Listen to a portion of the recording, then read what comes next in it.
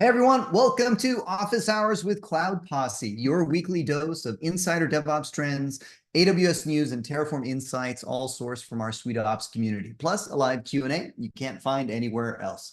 It's May 1st, 2024. I'm your host, Eric Osterman. Real quick, I'm the founder and CEO of Cloud Posse. We are a DevOps accelerator focused on funded startups and enterprises and teams who are overwhelmed with AWS. And we do this by leveraging our over 200 plus Terraform modules that have been battle tested and downloaded over 100 million times.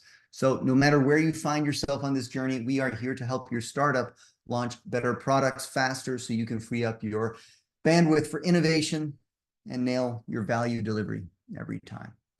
If you're curious about seeing if we can move the needle for you, just head over to cloudposse.com/quiz. Again, cloudposse.com/quiz. Answer a few quick questions and you'll book a meeting with me directly. So with that said, let's just jump right into announcements for today. Here are some things that caught my eye. One was trending on Hacker News just a few minutes ago. I really thought this was an interesting one, one that might elicit some conversation. We have talked about this previously on Office Hours, more last year than this year. But the question is, how do you properly assess and fairly assess the skill level of candidates applying for your jobs? You want to be mindful and respectful of their time. But if you've ever been on the other side of the table as a hiring manager, you are inundated with resumes, buzzwords, keywords, seldom cover letters. And, how do you weed through that? And there's a lot of people, a lot of engineers who are also very accomplished at talking the talk, but they can't always walk the walk. There's also the elements of working with those people that, you won't know until you actually have a project with them. So doing take-home assessments is something more and more companies are doing. What I thought was really interesting about this was, here's somebody who went through and researched some 200 public take-homes and assessments and kind of distilled it down to some of the commonalities that he found. On average, it seemed like, about 3 hours is expected to complete one of these assessments. However, to be competitive, you might need to spend 6 hours, like if you want to outshine anybody else doing the same type of assessment. He also talks about how, implicitly there's some competitive advantage here when, you're younger, because you don't yet maybe have family and kids when you would take that 3 hours to do an assessment after work. So I thought that was also an interesting point. He talks about that, many assessments are designed to be open-ended, which is what we deliberately do in our assessments at Cloud Posse. Is I want to see the candidate come back and say that something is not properly scoped, or say that, it's unclear. But you know what happens so often? People are afraid to ask the questions. I don't know why. And then they just go off on some tangent implementing it. And then when you say, well, that's not right. And they might say something like, well, you didn't say what you should do on the job rec, or, in the take home. Exactly.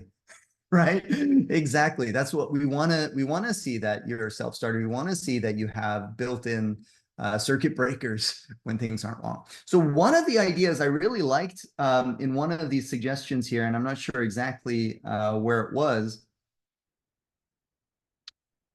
asking the candidate to actually first scope the work. And I thought that was really interesting, because if they scope the work and they scope it for more than 3 hours, and we said it was 3 hours, that's great. Now, then, well, how can we break that work down into a smaller unit? Or if they scope it for less, but they end up spending 6 hours and then they complain, then it's fair. I guess my point is that's total transparency there. If you first ask the candidate to scope that work and the task, possibly deliberately increasing the scope so that they can say what part of that would be achievable in some time box. I think that's a really interesting idea I'd never thought about before. I'll pause there. Anybody have any thoughts on this? Possibly see this article? Matt, I know you've had a lot of opinions on this in the past, so. Yeah, my opinions for some reason always seem like unpopular, but my with respect to this, but my thing is, giving someone a take home exercise seems reasonable. Like it seems reasonable for you to like the thing that like okay, let's just say now we're not in the craziness of everyone is a remote worker and everything else. Like, so rewind a couple of years. If I said to you, hey, we were interested in moving you to the next round, come into the Matco headquarters office for a day and we're going to put you through a series of interviews to see if you can, you're a fit. No one blinks an eye, right? They'd be like, okay, no problem. I'll schedule a day off and I'll come in and do my interviews with you.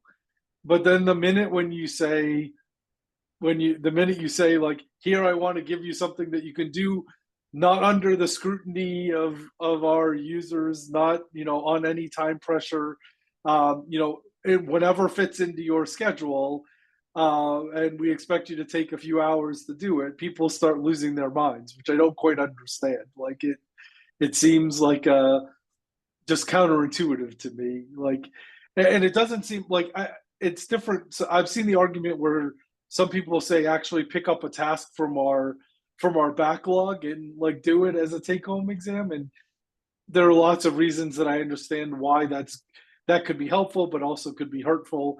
But in the thing where you're giving out a rubric where everyone is evaluated by the same take home exam that you're supposed to work on for some period of time that you feel is necessary to demonstrate your skills, it seems like a reasonable ask to me. But I don't know. Like, but I see like I see reactions right here, like ooh, pay me first. But like, why? My opinion on the other hand is like it's different. Like if you're an open source contributor and you have like a ton of stuff you can point to and be like, here, go look at my GitHub. I have like hundreds of examples of the code I can write and the quality I can do it and all those kinds of things. Then maybe you have an argument. But if you're kind of like completely an unknown off the street, I don't know how else how else an organization can really interpret how you're going to take a requirement, some directions, and then like what the output is from that. It seems like a reasonable ask to me. I don't know. Yeah. Um, One of the situations for that that they address here that they saw were sometimes offering donations to a charity of your choice. One was like $400 if you're hired, $200 if you were, a runner-up, so to say. I thought that was an interesting one without, direct compensation, but, showing that you are willing to put some skin in the game as an employer.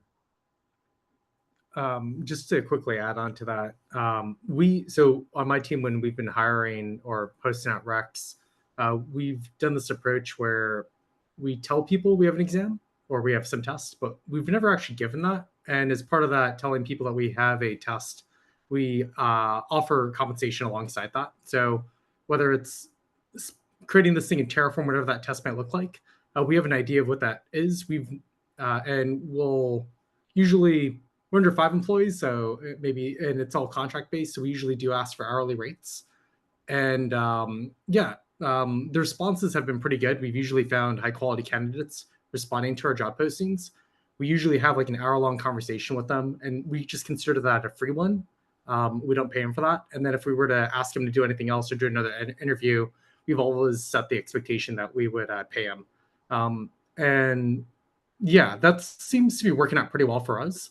We haven't done this to mass scale. We're still sub 5 contractors, but ask me again maybe in a year. I'll have a better answer of how that scales. But cool. Yeah. Cool. Do you have a Calendly link? I want to interview with you. I'd like some coffee. Yeah. Yeah, we don't. That's kind of the problem, right? Oh yeah, so we don't pay for the first call by any means. We Yeah, pay for additional. If we're actually asking them to do any work, maybe that's a take-home test or spinning up the stack. As you might imagine, there are a number of applications that do come in where you're like, why did this person apply? yeah, of course. But I was only being, Yeah. I'm being somewhat like, snarky about it. But like, if you end up paying everyone to do anything, it gets into a slippery slope. Like at that point, to me, like there should be the way I look at it is if you're going to enter a partnership where this is your career for some period of time in the future, like both parties should invest in making sure that you're a right fit in both directions, like that the employee is the right fit for the employer, but also the employer is the right fit for the employee. In there, and these kinds of exercises are actually really good ways to see, like, well, how are they going to give me tasks? How are they going to give me feedback? How are they going to review my code? All of that. Like it's just as good for you as it is for the employer to narrow down the people that can't complete the exercises, like, to their level of expectation, that kind of thing. So, and I think we had a bunch of comments going along in the chat over here, but one of the ones that I mentioned, or I'm agreeing with what Aaron was saying, is that in my opinion, these types of take-home tests should be the last step before you kind of make an offer. Like you go through all your interviews, like any hypotheticals, like whatever you want to do there, and then that should be the last step. You shouldn't be like, okay, first step in the door, go do these things, and then we'll weed everyone down based on that. Like managers should have to do like some work to try to narrow down candidates that seem qualified by having conversations with them and everything. And I think that addresses what Alex said a little bit earlier. And then like and unfortunately, Alex, what your point is, like, I feel like I've done a pretty good job over my 20+ year career, like identifying talent and hiring some, pretty solid engineers. And there have been some people that have fooled me in conversation only styles, and not until a finger has to touch keyboard do you realize like they're really good at theory, but really bad at like making the rubber hit the road and actually getting something done. And many, I shouldn't say many, but on several occasions I can think of, giving them like a real world example has actually helped me realize that they're not the right fit for a position, even when I thought they were a great candidate after my conversations with them. So yeah, I don't know. So those are just my thoughts. Yeah, I think, in 2020 hindsight, in some of those situations, one could see, well, that's because I didn't ask XYZ or something. But there's something to be said about, it's like integration testing, where, you can't test every scenario, but by the act of testing some, you implicitly test for a whole bunch of other types of failure cases. And how annoying wouldn't it be to go through 200 questionnaires just to make sure every single thing is checked off the box? Most common is an exaggeration. It's happened twice, and it's on me. I take responsibility as a hiring manager in this case. But what happened? Like everything seemed fine. They could talk the talk. They understood the theory, as Matt says. They had experience, they'd worked at these companies, and then we assigned them a task. One of them opened a pull request to one of our public repositories with something like, hiring homework exercise or whatever it was, and had their complete solution as a pull request modifying one of our open source modules. That was really weird, and I would have never suspected that would have been the problem. I've had other situations where, honestly, maybe they hadn't been using, maybe they hadn't just been working in a mature capacity doing code, like they couldn't even do pull requests. And so now it's like, but when you talk to anybody senior, it's almost like beneath, like you do have to open a pull request, right, Matt? Like if we're going to do this, right? Yeah, that seems a little bit belittling. Or like I wouldn't even think to ask that. It's just taken for granted. So that's a pretty low bar, by the way.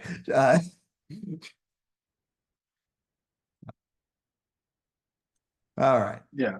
Yeah. Or I'll give another quick example. In one coding thing, I gave someone, they had to write like several different functions to do this different thing. And instead of calling the same function multiple times, this person like copied and pasted the code like 7 different times, like the same exact code. And that led me to be like theory wise, they understood it really well. But then I was like, why didn't you just like refactor this out into a function? Like, okay, if it was in there twice, maybe like that, he realized, okay, well, I don't want to take the time to do this right now. But it was literally like 7 times he called the same thing and copied and pasted the same exact code 7 times. And I was like, so in the code review with him, I was like, hey, did you consider like refactoring this into another function? Because it appears 7 times in your code. And he was like, oh, yeah, I guess that probably makes sense. And it was just like, I was thinking to myself, like, how did that not scream at you when you're copying and pasting, like, that kind of thing. So it was like really, I don't know. It was really like confusing to me. So it led to more conversation about like refactoring and, how they go about working and that kind of thing. So anyway, I've talked enough about it, but I think it helps in both directions. Matt, I have this weird thing where like, sorry, can I ahead. just 130, like not even 30 seconds, but I'll also say trying to get hired somewhere. I had a take-home test like this, and I realized I absolutely did not want to work there by the pull request comments I got back from whoever reviewed my pull request. And I was like, I could never work with these people. First, one of them was suggesting that something I did was like wrong, and I knew that it was right, and I explained why it was right. And then he wrote back something like, well, that's not the way we do it here, so you'll just have to learn, or something like that. And I was like, oh, okay. And then the other person was just like really rude in their comments, and I was just like, if this is how you treat coworkers, I definitely don't want to work. I definitely do not want to work on this team. So like, I was like, thanks, but no thanks. Close the pull request. So. Yeah, it goes both ways. It's really a good exam is really, or take home like this is really benefiting both parties if they're doing it seriously. And if you don't see it that way, then maybe consider, like, maybe it's not the right company, or maybe like, ask how this might be improved. I think as an employer, as somebody hiring, I want to see somebody thinking critically, who's valuing themselves and their time, but doing so constructively, and standing on their own. All right. Next one was a different, here we go. Was a different type of write-up. Everyone, there's been a lot of talk about IBM buying HashiCorp, but let's talk about who didn't buy HashiCorp. So I thought this was kind of an interesting analysis to that point. They go into like, why wouldn't Google maybe have acquired IBM? Acquired HashiCorp. And that, they kind of walk through, some of Google's history in this area, bringing up the recent news that Google just laid off their entire Python team, a signal that, they are really tightening their focus on where they are investing. Another interesting one is when you think about Terraform and you think about all the providers that they support and how much investment goes into that, a lot by HashiCorp, especially the official ones. Now, if you're Google, do you really want to be investing that much in the AWS provider? Now, granted, the AWS provider has a lot of support from AWS themselves, but that's just one example. And there are plenty of other providers which that could be less. when really they're mostly concerned about that provider's functionality as relates to their cloud, like Google Cloud.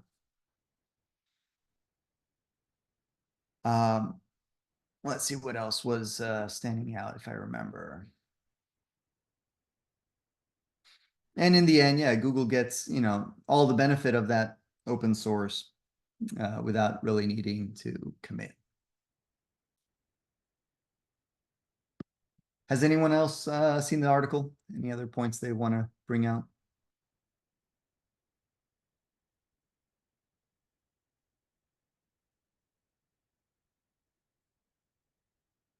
All right. Next announcement. Just on that same topic, though, I'd be very interested. I'd be very interested to see what IBM does with the HashiCorp products. I've done a pretty good amount of just thinking about all this and reasoning and that kind of thing, and I wonder if this isn't like a huge, like this isn't an enabler to get more people to try to use IBM Cloud at the end of the day, like which is, which they obviously they're like a far distant, competitor to all the other major cloud providers, but hybrid cloud and using like specific things that are on IBM and giving them an easy way to get onto IBM and run workloads securely and all of that kind of thing in a hybrid cloud, with IBM being one of those hybrid cloud environments. It would be interesting to see like if they even charge for HashiCorp products going forward, or if that's just an enablement purchase to try to sell more of their cloud, their cloud product. So I don't know anything, inside information or anything. I'm just speculating out loud that maybe that's the case. I think that would be one of the best possible outcomes here. I'm hoping they are purchasing it as an enablement play and giving them first class there.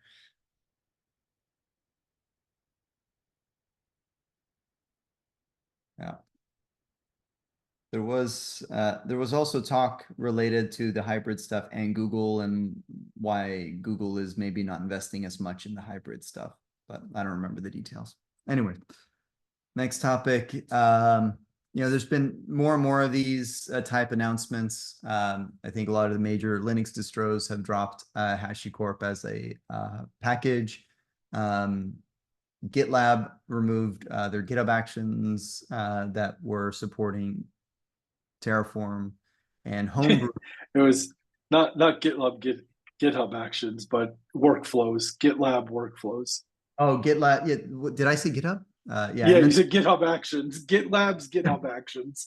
Yeah, it's like, wait, what? Yeah. No, I totally misspoke there. Yeah, not GitHub yet, but more on that later. GitLab deprecated any of their native workflows for Terraform proper, Terraform HashiCorp licensed Terraform, and they only support OpenTofu now. And now Homebrew dropping their official package. Obviously, you can probably still find a cask somewhere, which is not an official package. It's just that it's not part of the core. Yeah. I mean, any commercially licensed products are like that now through Homebrew anyway, so that's not that surprising. Yeah, that makes sense. So another interesting post that has gotten tremendous circulation over the past week was somebody who had the unfortunate luck to get an S3 bucket that was referenced in some major project out there. I think it was a Node.js project or something. It wasn't disclosed, but I'm guessing sleuths on Reddit have already figured it out somewhere.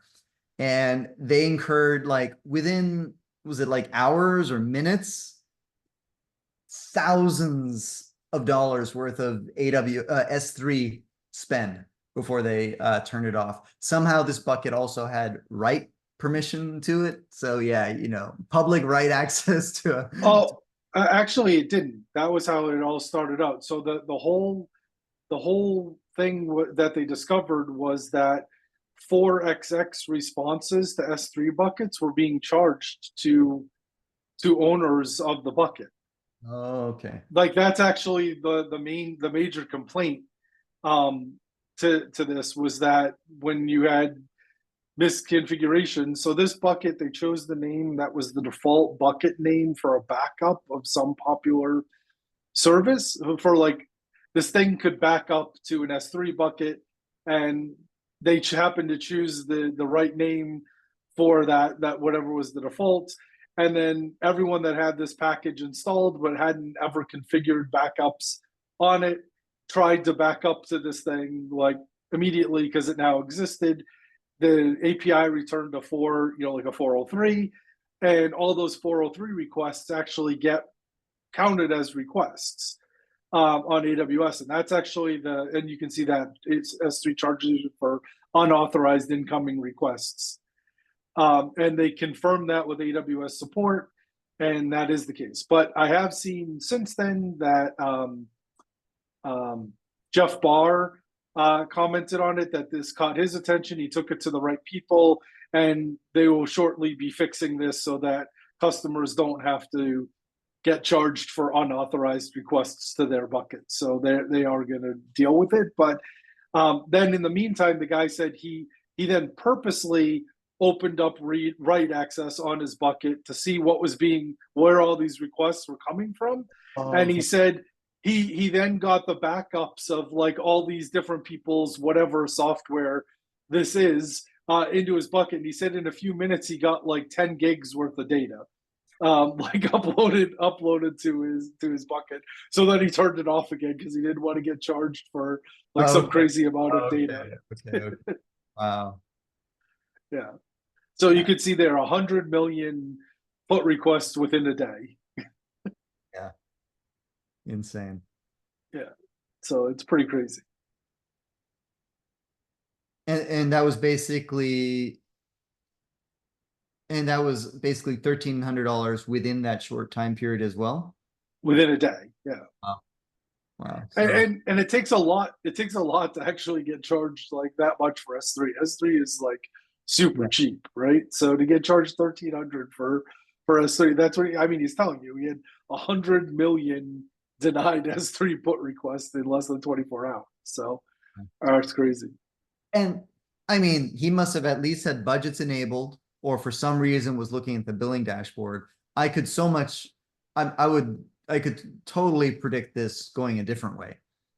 Where he didn't. He got lucky. He said the work he was doing was he wanted to make sure that he was still staying within the free tier like limits of what he was doing. So he just happened to check his bill, and his bill was like $1,300. So that's basically what I mean. He got lucky. Yeah. Like I think most people go and provision an S3 bucket who've done this for the last 10 years. Unless you're uploading a petabyte of data, you don't even think twice about the cost of that bucket. You just provision it and forget it. So this could have easily been a $30,000, $40,000 mistake. Yeah. All right. Oh, and that was the other interesting part that he said. So his bucket was in EU West 1, and the other reason it stood out to him is because all the 400 or 4xx errors were coming from S3 in US East 1, because apparently they reply out of US East 1 as the default region if you have like whatever, and then it automatically redirects you to the right region where the bucket exists. So you said he was getting some sort of extra charge, for the redirected request, because they were requesting it in US East 1 instead of Europe, whatever it was, EU West 1 or whatever. So he got he said he also saw charges in US East 1, and he's like, how's that possible? I'm not even using US East 1. So yeah, there you go. 10 gigs in 30 seconds. 10 gigs in 30 seconds uploaded. That's insane. Wow. Yeah. All right. Next one. So, I think I probably knew this at some point or I've seen it somewhere, but it is a good reminder and it is pretty cool that if you look at any pull request, and you just add, this happens to redirect here, so that was less interesting. Let me copy a link URL. So if I open a new link here, so if I just go to that pull request, it looks like normal, right? And if I just add .diff or .patch, I'll get the corresponding formatted raw output. And this is really interesting, especially if you have a local checkout of the code. There's somebody's pull request you want to try and apply to your local version to see if it fixes something you're working on. This is a great way to apply that patch then. Also easy just to look, using curl, you can just view it on the command line very easily as well. All right, not more than that. This was interesting, I thought. I've been looking a little bit more at, half-ass about how we can try and improve sponsorships at Cloud Posse. I think we have 25 sponsors right now. God bless you. Thank you. But we need a lot more. And I'm wondering how we can sweeten the pot, make it more valuable to sponsor, aside from the fact that we already gave away all the code. So I saw two things that I wasn't fully aware of before, so maybe others don't know it as well. So they support in a tier, you can offer private access to a repository. So that's interesting. So if you have some way of, if there's something you're holding back, and you want to make it available, you can offer a sponsorship tier where when they sponsor, their GitHub username is automatically added to that repository as a collaborator. Now, there's a downside. It's on an individual basis. So even if an organization, I believe, sponsors, I guess it's not going to work if an organization sponsors. It says that it's not supported by organizations. So I guess it's only supported by individuals, and that's going to heavily, limit the kinds of things you could start distributing that way. But I am really curious because, yeah, so organizations that sponsor you are not invited to the repository because there's no concept of that, right? There's no GitHub construct for adding everyone in an organization as a collaborator to a repository. Yeah, I mean, if they did that, they would fix so many like GitHub permission problems that people have all over the place, I'm sure. Yeah. If you could add organizations or cross-organization teams to repositories, that would be awesome. IAM, right? We need IAM for GitHub, and GitHub has become a cloud of sorts for source code. I think it's about time that they probably go that route, as it becomes more and more, it continues to become more and more the de facto platform. If you were to implement something like this, it looks like it takes up a seat on your plan. So I would assume the minimum donation for it to make sense would be obviously 20 a month on the low end, right? Right. Adding insult to injury, right? Yeah. So really, I mean, all right. It was probably not a hard sell internally. Hey, this is just, printing money for us if we enable this. It still doesn't get the open source company any move the needle for them at all.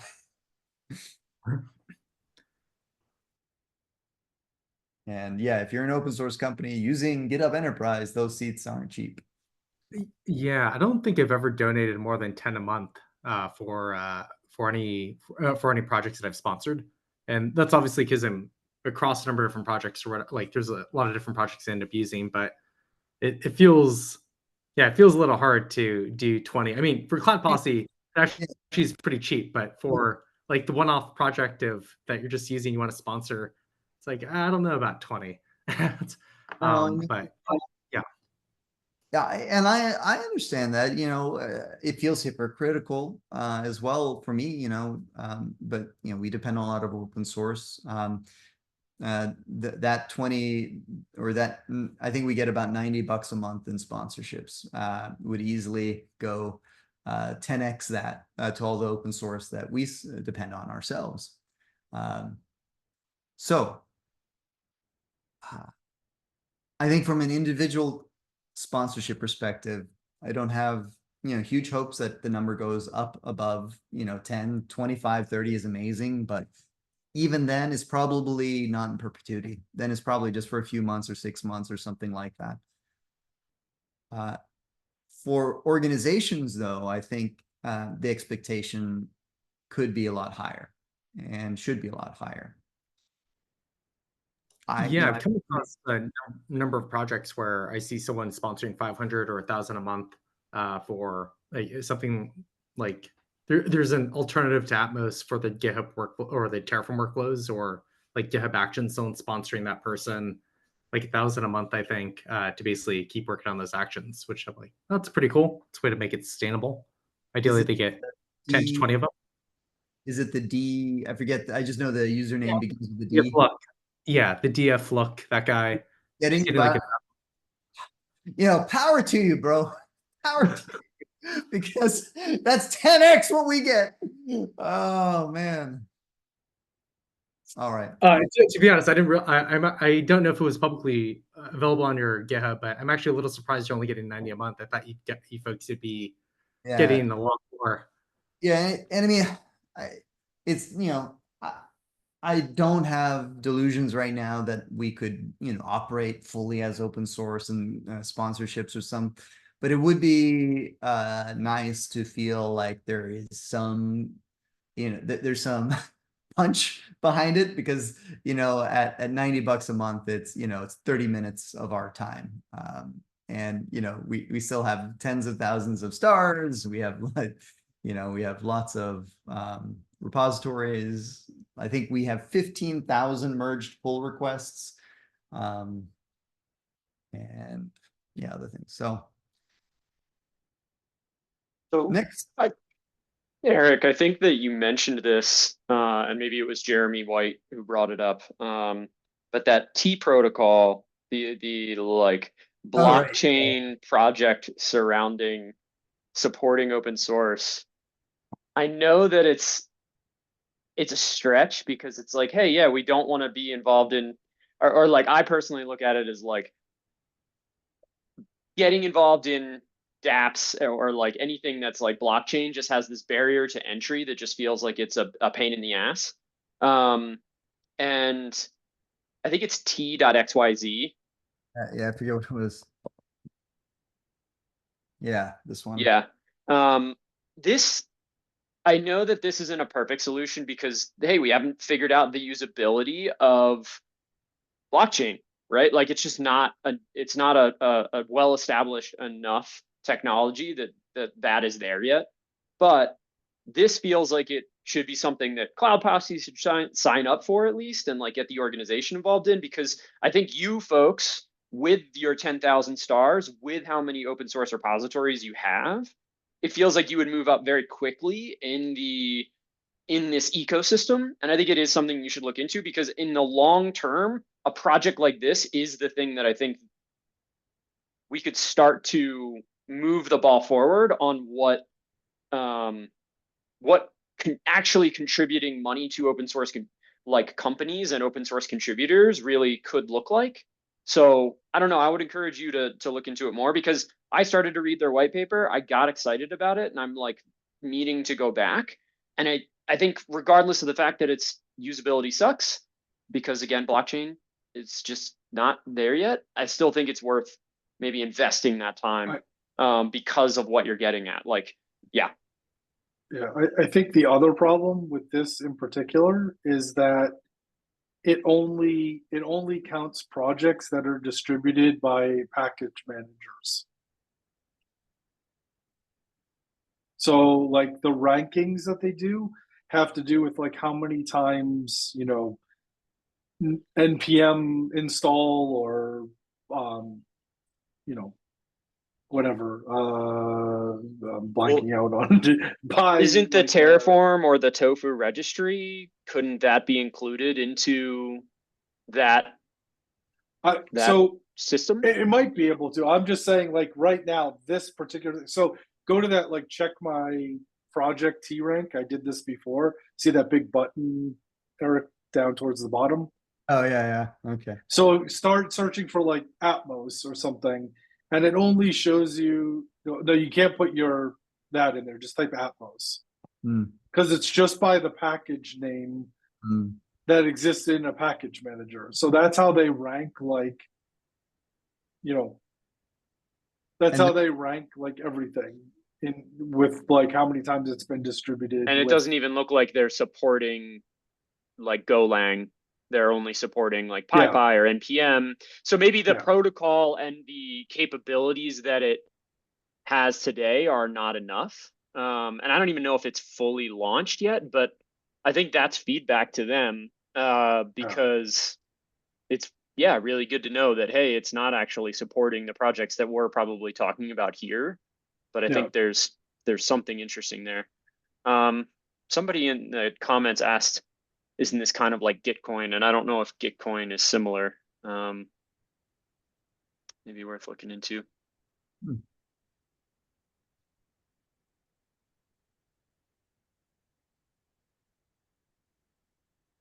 See, that's supporting projects across Web3, which is not what I'm interested in. I want to bring it back to the real world. Yeah. The rest of us. So can someone pay us in like Minecraft dollars or whatever?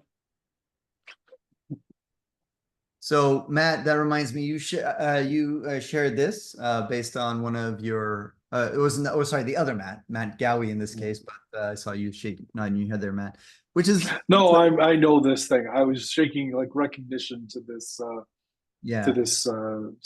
site. So initially I was very excited about it by the screenshots, but I was quickly kind of just frustrated with it. So I enabled it immediately for Cloud Posse. I wanted to kick the tires. It's been an area where, we've had for a long time our own reporting, but that system, it's another thing you got to keep up to date, and it has fallen behind. So I would love to see something like this.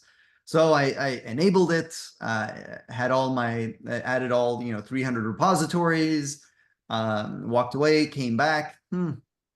Boy, this is not really telling me anything new that I didn't know. And then I quickly saw, oh, you've exceeded the free tier for this, and I just screw it. I'm just gonna uninstall. Yeah, damn.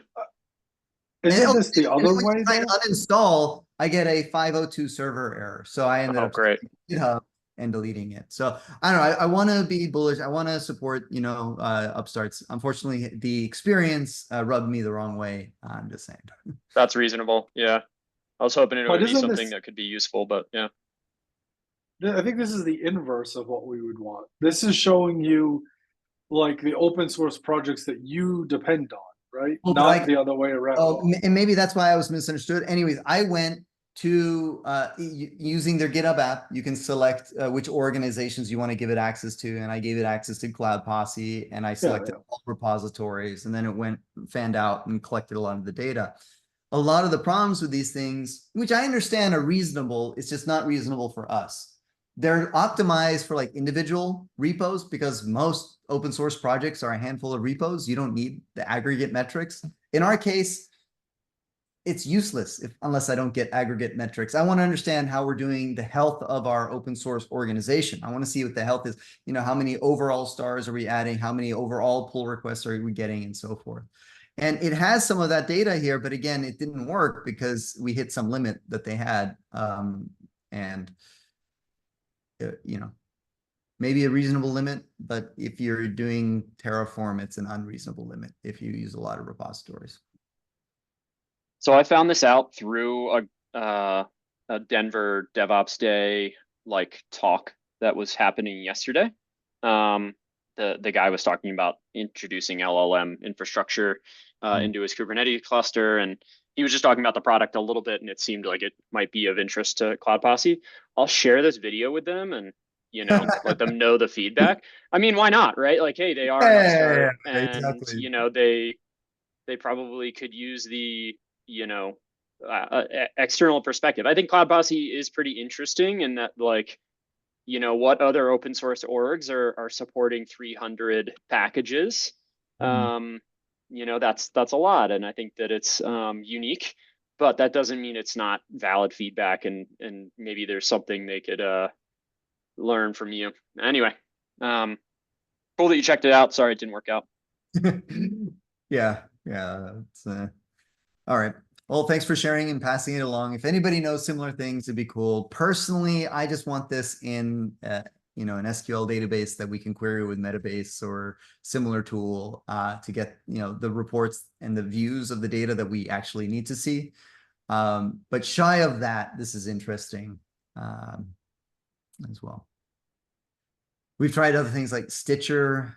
They have a tap for ingesting GitHub, but again, all these things are optimized for a single repository. When you have hundreds of repositories, now you got to tap, tap, tap.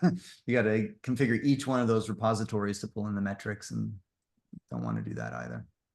We could probably just set all of our webhooks to go to a Lambda and then just pull out the metadata and write them to a SQL table and be done. Yeah, that wouldn't be that hard. Yeah, you're rehashing the old memory or sore memories here. Last year, what was it? Not this past Christmas, the Christmas before that, we got a $15,000 bill from Amazon on January 3rd because we switched to Redshift serverless, even though nothing was really running on it. It was misconfigured. The reason for that was we were using the webhooks in GitHub and forwarding all of them to Stitch Data, which was supposed to write them to our Postgres database, except for there's no way to create columns long enough to contain the like the normalized. If you take the JSON object and break it down into the path field, like, you know, foo.bar.x.z.y equals 200, that first part, the key, was too long to fit in an SQL database. Just doing it the naive way. Hey, take this whole webhook event and write it to a columnar store on Postgres. That did not work. There are other solutions, of course. That did not work. You can actually do it now to Postgres because they have native JSON support now as a data type. Yeah, then there's we have to write a cut. I know. One quick thing, I don't know if you're familiar with OSS Insights. They, I think they're primarily a promotional service for ClickHouse, but they basically aggregate a bunch of data for you from GitHub. So you can type in your username or your repo, or maybe even your org. My understanding is their underlying data set is all publicly available. I forgot where it's at. Can't really find it. I remember this. Yeah, no, that's super cool. Okay, yeah, I gotta make a look at that. You would have to filter their dump for all the Cloud Posse related data, but I imagine you could do that as a batch job. So depending on how often you want to look at the data, run it once a month or once a week, and ideally it'd be cost effective for you. But yeah. Hey, Eric. Weird though, because I'm really skeptical that we've lost 1,900 stars while we've gained 2,400 pull requests. Seems the fact that everything is just has a cliff here. Maybe he was moving things to your other org. Not much has moved over, but I mean, yeah, it is cause for concern. Something to look at. Wait, it also says we have 7,000 packages. Right? Oh no, activities. I see. Sorry, I misread what that said. Very interesting. Making a note on that. Did you end up getting AWS to refund you on that? Oh, that, yes, yeah. Okay, cool. They did a full refund. They did a full refund in the end on that. I mean, it didn't happen overnight. and we had to show that we put a lot of things in place to prevent it. And it went through multiple tiers of escalation. We had to show proof of like code changes and documentation and things like that. So they held us accountable. But after all of that, it was signed off and they gave us the. We just had a client get billed like $4,500 extra because there's a default in AWS Data Sync that is like actively malicious because it's very expensive. And they're trying to give us like a 20% refund. So I'm escalating it now. So I'm glad to hear that you had to go through the escalations to get the full refund. I'm hopeful that that'll happen for us, for our client as well. So we'll see. Yeah, I guess it depends, maybe they're discounting based on what the difference would have been if you had used that versus another setting, and maybe that price was just 20%. In this case, I think some of the extraneous factors were it was over Christmas and New Year's and no one was in the office when this stuff was running, and like there was no traffic to it. Like it was just, I guess there was some provisioned capacity or something with the serverless. I don't know the term with the Redshift database, but yeah, that just was insane how expensive it was. Yeah, that's a crazy bill. I'm glad you got it fully refunded. Anyway, good to hear you did. All right, next next one. Covered that. Oh, also you're able to send newsletters to your GitHub sponsors. Boy, we went on a roundabout loop there or talk. So that was also interesting. All right. So Arc, if you're curious what browser I am using, it is Arc. They launched on Mac. They did not have a Windows version. That was in beta for some time, but is now officially GA. I really, really recommend the Arc browser. It's been transformational for me. It took, though, a solid month before I got used to it. But once I got used to it, I couldn't imagine going back to a conventional browser.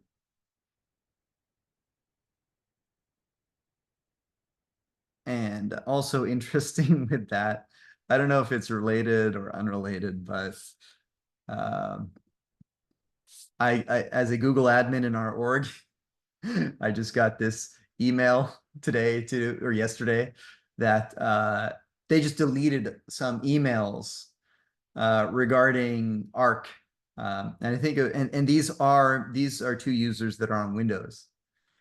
So, I'm just wondering if Google is unhappy about this and flagging those emails as malicious from members at Arc. Yeah, I don't quite understand why it would be malware. Nope.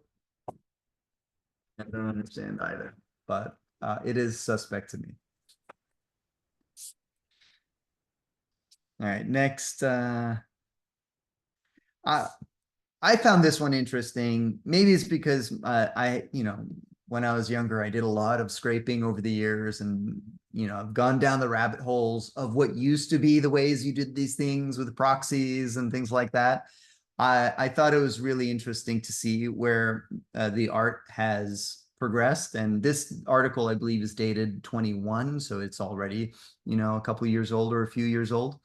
And what I like about it is the author goes through all the different thought experiments, or probably real experiments, discussed as thought experiments, for like, well, what if you did it this way? What if you did it this way? And how hard it is to really honestly defeat the browser fingerprinting that is out there. And even if you're using Android phones, for example, as a cluster, something I didn't know, but the telemetry, I forget what you call it, for the gyroscope on the phone, that doesn't require permission to access. And you can just get that data. And that alone makes it very easy to identify mobile devices being used in this capacity, because they're in a single position, not moving, which is not how mobile devices, for everyone else moves. So you put it on a motion thing. Well, then they're all having the same kind of, motions and patterns, which is still unnatural. These things, it's a race that you'll always lose. I forget the expression. It's like how Tesla added detection for people who are putting weights on their steering wheel to simulate having your hands on the steering wheel for full self-driving. Now they can actually detect that there's a weight on there, not a real person. They disengage autopilot and take you out of the program if you do it too many times. Yeah. Speaking of, that's non sequitur, but I'm really frustrated about that thing too. Driving the Tesla and holding it, I'll be literally holding it, but I hold it light because you kind of have to hold it light, but I hold it too light and then it says I'm not holding it. So I've just gotten into this thing where I just got to tap every minute, tap, and that kind of works. I put a string underneath my legs, and as I tap my legs, it moves the steering wheel. I'm just kidding. No. I did actually think though about attaching a pendulum to my wheel and seeing what would happen if that would actually do it, because it would be random motions that would happen. So that seems like, because it is really annoying. I have the same problem that this is definitely first world problems, that your car makes you put a hand on the steering wheel instead of just driving itself. So. And Tesla, if you're listening, please don't take me out of the program. Yeah, this is not Matt Calhoun talking. He has a twin.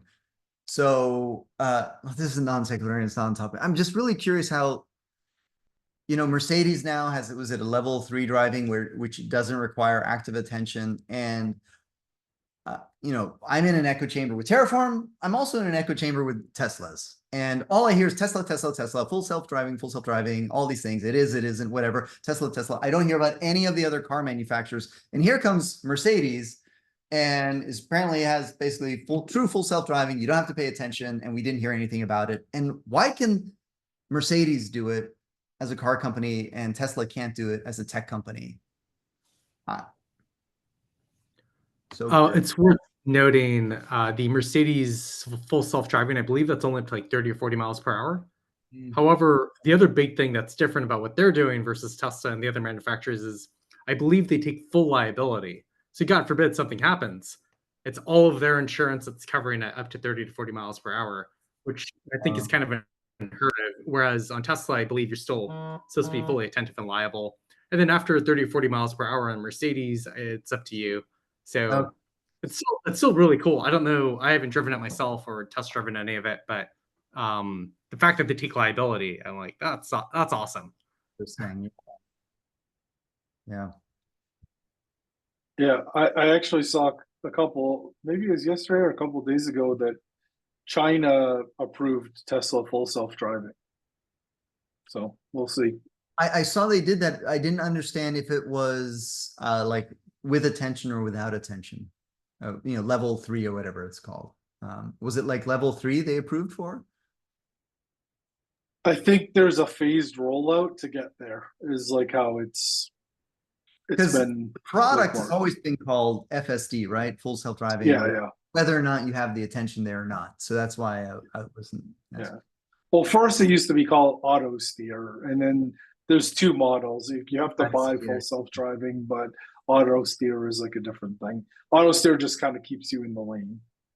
I was in China just last month in March, and I guess now a little bit over.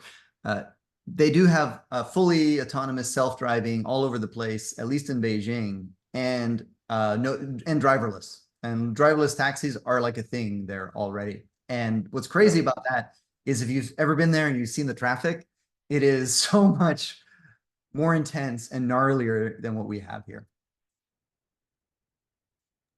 I think both Phoenix and San Francisco have some. I heard that non-driverless taxis. Yeah, Waymo or whatever has a taxi service now, in Los Angeles and Santa Monica and Culver City, maybe. So it's slowly getting there in some places, but not as widespread. OpenTofu news, because no office hours is complete without some news on OpenTofu. So the good news is they just released 1.7 officially now. You know, I feel a little bad. You know, we've been announcing like this is coming because of, you know, pre-releases and betas and so forth. But now it's actually shipped and it's there. You know, a lot of work has gone in to get to this point. I think releases will continue to become easier and faster as the OpenTofu organization gets, you know, more familiar with the code base and processes streamlined. So much effort has gone into you know, automated testing and the scaffolding and the foundational work that you need to get a project working on its own. So with this release of 1.7, as we have mentioned many times before, so I'm not going to spend too much time on it. It brings parity with Terraform 1.8, I believe, with loops in import blocks. And it also adds a differentiator, which is the state encryption. It brings some parity on provider-defined functions. My understanding is that there are things, though, in this that you might not be able to do in the HashiCorp licensed Terraform that you can do in OpenTofu, but I don't know the specifics of that. Oh, man, why does it keep signing me out of Google on these calls? Anyways, so that's that. But the other reason why I brought this up is they just hit 20,500 stars, and that is about 1,000 more than Pulumi. So, you know, since rah Terraform, rah OpenTofu, I'm excited that, you know, OpenTofu has legs, at least by the vanity metric of stars. The other thing to note about this is the Streisand effect. You know, Barbara Streisand is a famous case. There's a Wikipedia article on it about how she tried to use the legal system to get, I think, news organizations to unpublish some photos or things about her house, and that just ended up exploding it everywhere. I might have gotten that partially wrong, but the idea is that, you know, there's truth to the expression, there's no such thing as bad press. Just depends on who it's good for. And in this case, the bad press was bad for HashiCorp, in my opinion, regarding the cease and desist on the implementation of the removed blocks. I think it was the removed block anyways. And then the effect it had on OpenTofu, further increasing its star count. I think it would be really interesting, maybe they should add here, would be the graph. What is that site that lets you see the star count graph on a project? Anyone remember? What was it? The OSS Insights website or a different one? No, another one. No, the company or projects always embed the little image that show their star count graph. It's star-history.com. Yeah. Star-history.com. Oh, perfect. Let's take a look at that. Okay, so it wasn't a huge bump then, but it just keeps going up. The big bump was here. Look at that jump from September to October. What happened there? All right. All right. Well, that keeps me honest. So nothing, there wasn't a huge bump there, but I like to think that there was a Streisand. All right. And yeah, this is doing it every single office hours. I'm always getting signed out now. So annoying. Well, in an hour, sign out and then sign back in, and then it will take you off of the office hours time cycle. No. It's doing it based on time. You think it could be based on the Yeah. It was 1 week from. I didn't think about that no. consideration. It could be. I thought it's because I'm using the Arc browser, and what you guys don't see is I have another browser over here, and I'm just thinking that it's triggering some security sign out event. That was my assertion, but I could be wrong. All right, and okay, we just talked about one officially shipping, and then they do publish a migration guide. So migrating between versions of HashiCorp licensed Terraform and OpenTofu. So with that said, Wow, we are way over time and I didn't even realize it. So sorry, everyone. And sorry, Eric, I'll get to your question later. I'm curious about Gitstream. I think it was Matt Gowie. Something you posted had that in there, which piqued my interest. Well, thanks everyone for tuning in to Office Hours this week. We're going to be posting a recording of this session to our YouTube channel. Just go to youtube.com/cloudposse to subscribe and find that recording. To book a session with Cloud Posse and see if we can move the needle for you at your organization, go to cloudposse.com/quiz. Again, cloudposse.com/quiz, and answer a few quick questions to book a meeting with me directly, and we'll see if we can help you out. Our newsletter is a syndication of all the cool links that we come across every week, or most of them. Go to newsletter.cloudposse.com to subscribe. And finally, for attending Office Hours Live, this is a free thing that we do at Cloud Posse every week for the last 4 or 5 years. Never missed a single day and single week. Go to cloudposse.com/office hours. Again, cloudposse.com/office hours. Thanks all. See you all next week. Same time, same place.